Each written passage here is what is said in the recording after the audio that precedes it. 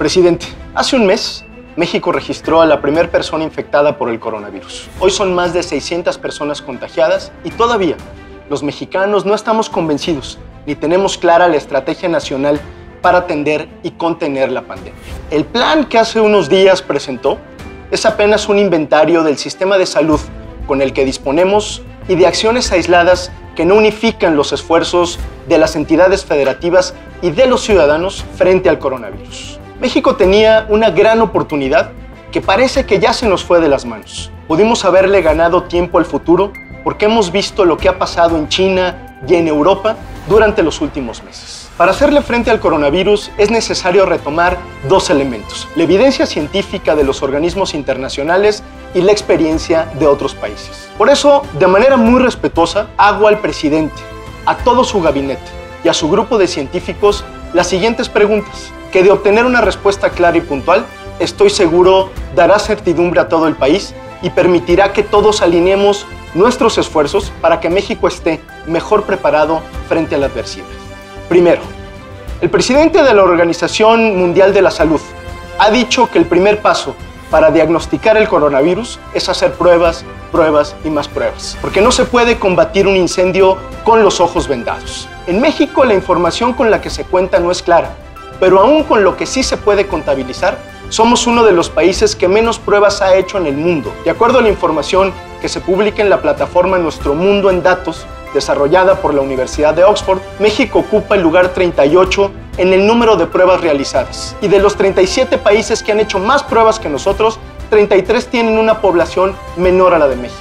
Presidente, ¿por qué su gobierno decidió no hacer pruebas masivas? ¿No es más fácil y efectivo construir una estrategia con la información completa, lo más exhaustiva posible sobre el avance de la pandemia? Segundo, la mayoría de los países que hasta el día de hoy han enfrentado la crisis son países del primer mundo que cuentan con un sistema de salud muchísimo más preparado que el nuestro.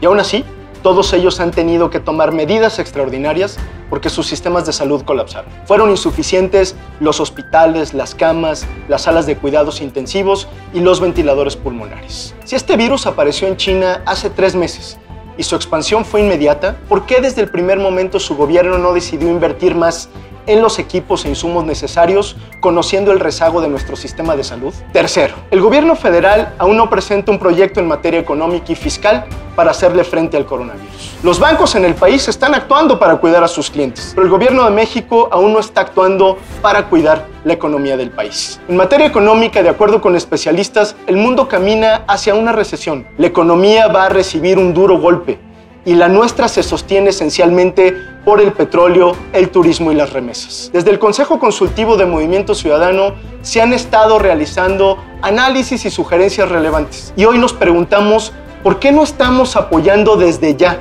a las empresas de las que dependen miles de familias mexicanas con facilidades e incluso incentivos fiscales? ¿No cree que ya es momento de que el Estado mexicano reponga los ingresos por ventas perdidas de las micro, pequeñas y medianas empresas para sostener la demanda y por ende el empleo de millones de mexicanos? ¿Cuál es el plan económico, presidente? Cuarto, los gobernadores tuvieron que empezar a tomar medidas preventivas en sus estados frente a la tardía respuesta del gobierno federal. Hemos observado intentos de desacreditar o calificar de exageradas las reacciones de algunos gobiernos estatales. Pareciera que algunos actores ligados al gobierno federal están más preocupados por demostrar quién tiene la razón que por la urgencia de construir una estrategia nacional ante un tema que, como ningún otro, no tiene cabida para las diferencias o rivalidades políticas. ¿Va a existir una estrategia para coordinarnos como país y hacerle frente al coronavirus? ¿O se trata de que cada quien siga por su parte?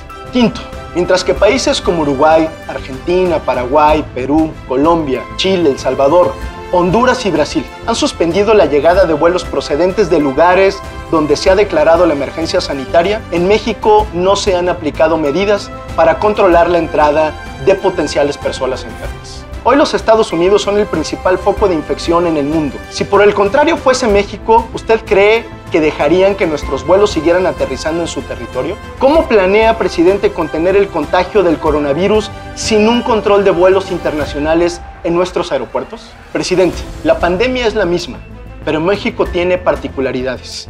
Hay agravantes que vamos a tener que enfrentar por los altos índices de pobreza, la inseguridad, el deterioro de la salud de nuestra población y una economía mucho más débil. Frente a esta realidad y frente a la crisis social y económica que ya tenemos encima, hoy es fundamental que todos tengamos información veraz y oportuna. Esta es una situación excepcional.